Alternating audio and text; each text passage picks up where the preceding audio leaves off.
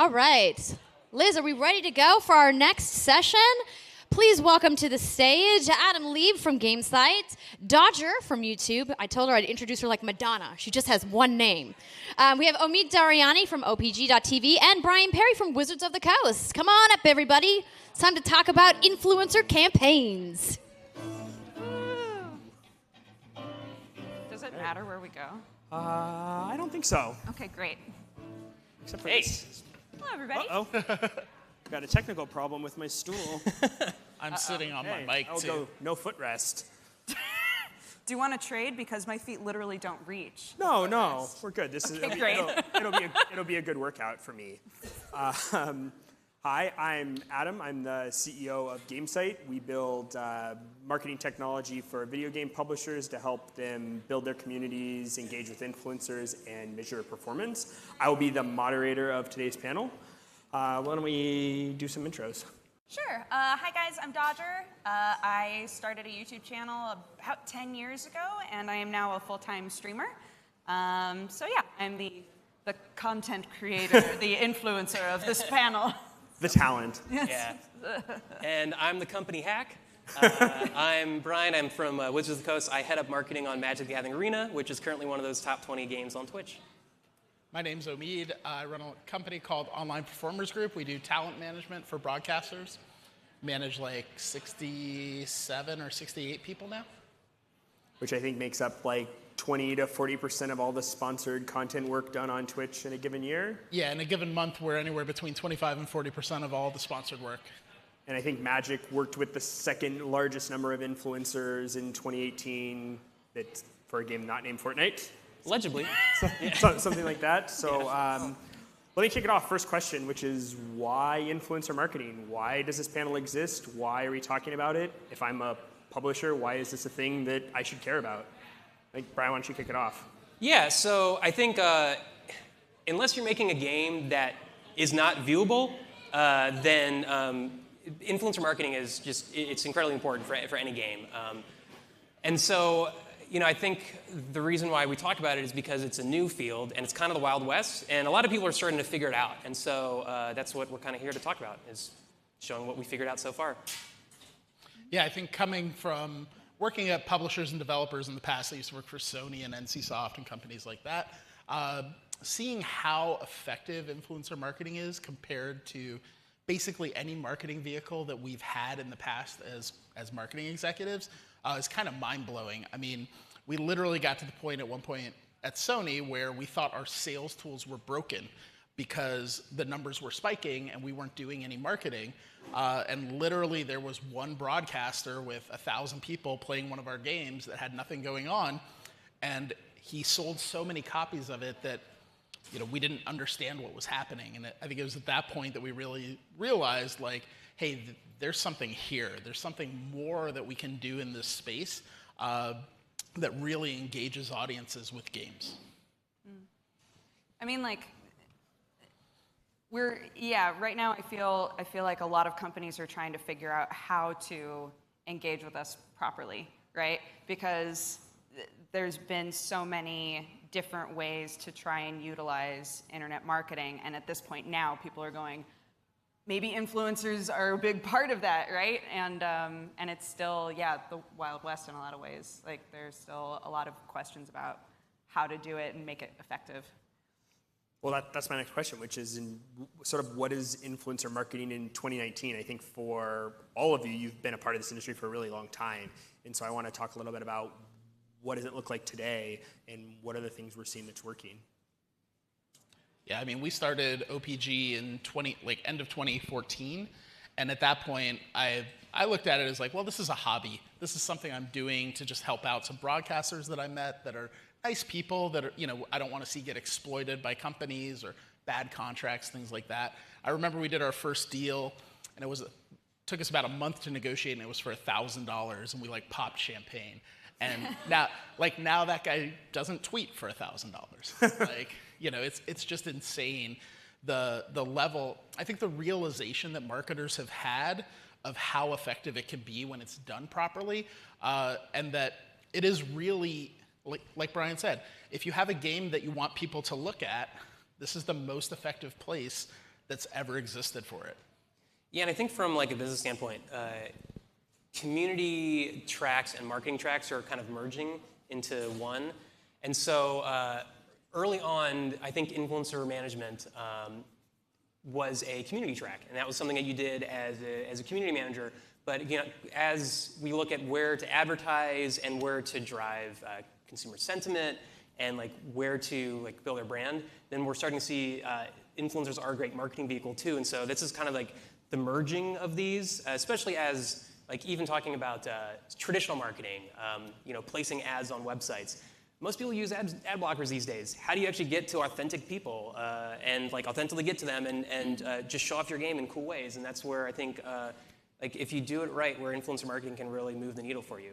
I mean, if you think about what a banner ad gets you on a website, it's like a couple seconds out of the corner of someone's eye. If you think about a television commercial, you get 2 minutes, 90 seconds of somebody's half attention while they're going to get a drink or whatever.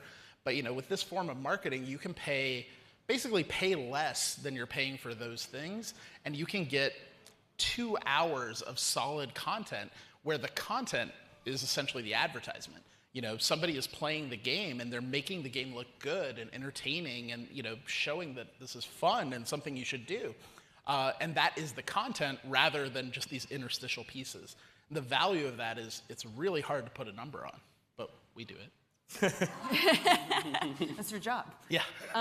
Yeah, I think just creating genuine content, like to focus on your question kind of more specifically, is like not that long ago it was we need to find whoever's the biggest person possible, right? We need to find the biggest person and get them to play our game, and then it's gonna make us millions of dollars, right?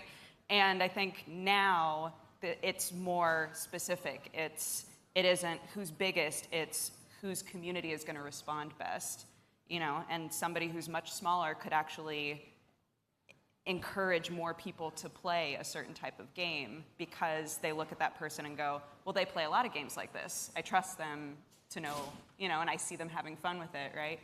I think, yeah, it's less about how big somebody is and more about what their community is at this point, maybe. Yeah, the fit is really important. Fit, yeah. Because you can take somebody like Ninja, who's going to have 100,000 people watching him do whatever, but they're all like Fortnite kids. They love Fortnite, and they're younger, and they don't necessarily have a credit card, and all of that stuff. And if you put Magic the Gathering in front of Ninja's fans, right, what do you think is going to happen? Yeah, those two don't really merge as well as like other games. And I think that's super important when you're looking at effective influencer marketing. Don't go after, okay, let's look at the top 20 names on YouTube. Let's look at the top 20 names on Twitch. That's not going to work. You have to start with your audience. So what type of gamer are you trying to reach? Then you look at, okay, who are the influencers in that space, the content creators, streamers, YouTubers in that space, and build it out from there. Don't build it out from who's top. Build it out from who's reaching the audiences you want to reach, because I've just seen so many people kind of fail when they go after like, oh, if you just get Ninja to play our game, then we're gonna like make it. No, if you get like 20 mid-tier streamers who all play a strategy game like your game, it's gonna be way more impactful.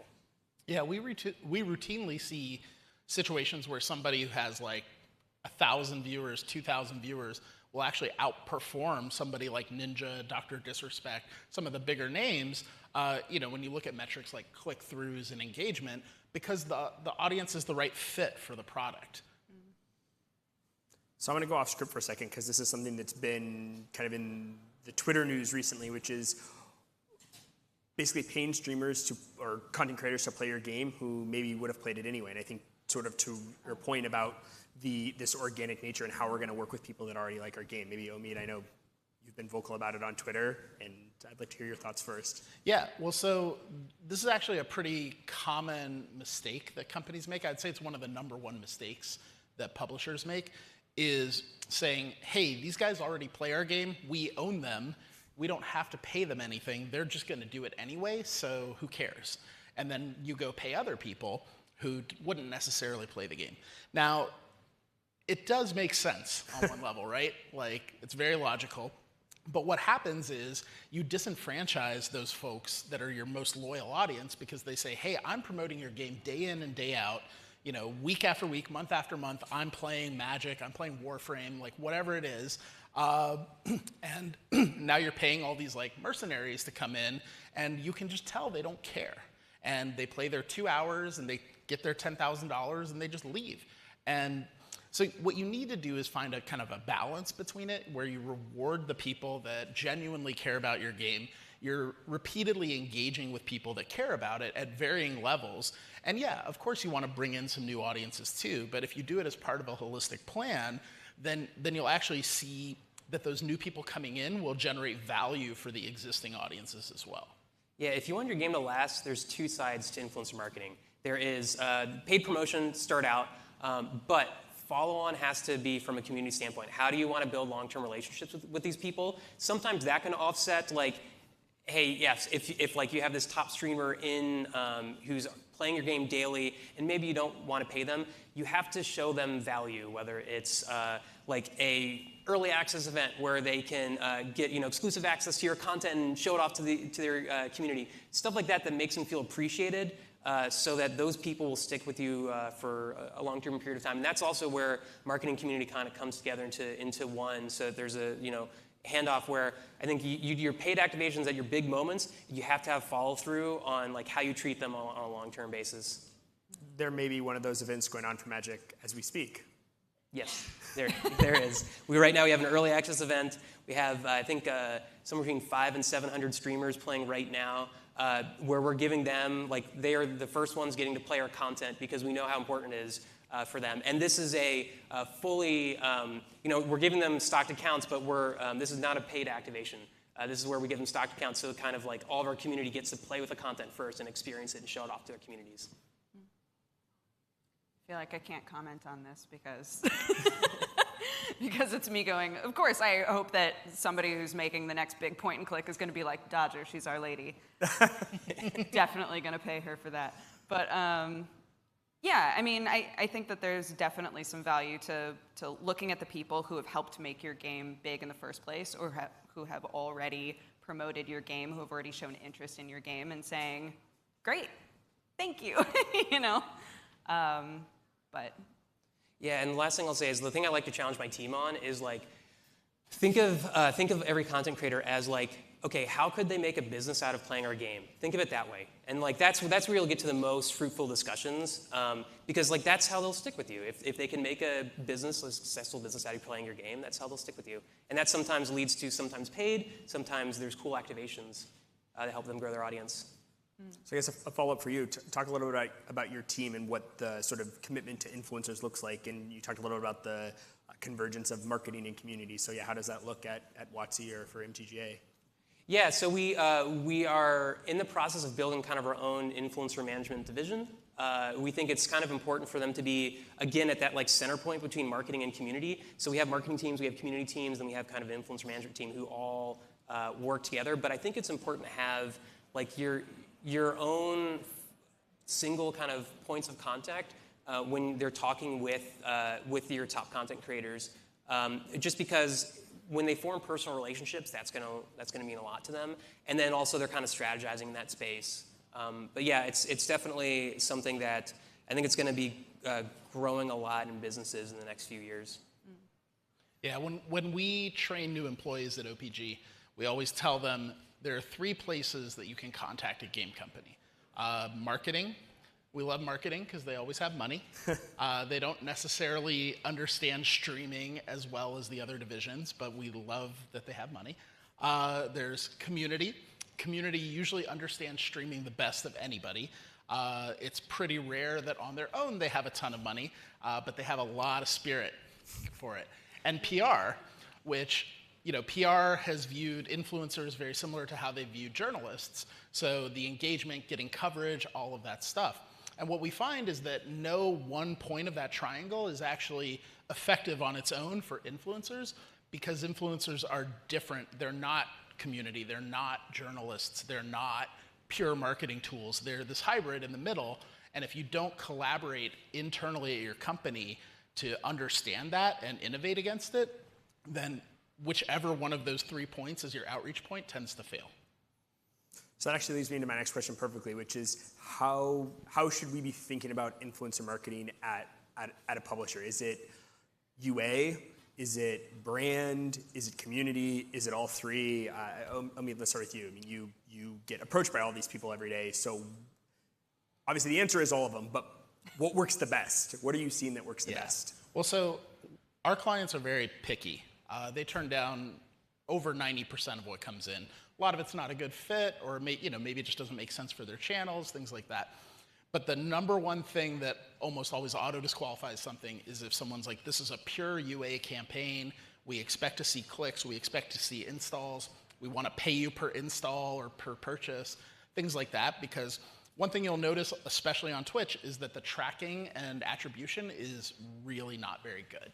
And so it's almost impossible to actually attribute any meaningful amount of that to the broadcasters. For us, when we look at the metrics that matter, we have to look at what's trackable. And the most trackable thing is the amount of content that is consumed. We see this many people watched for this long. How many viewer minutes, how many viewer hours were actually consumed, much like television. And the fact that it's an advertisement ends up being a lot like a television advertisement in that if it's for paper towels, right? I don't suddenly go, hey guys, I gotta go, I need some paper towels, and we turn off the TV, right? I just go buy the paper towels next time I'm in the store.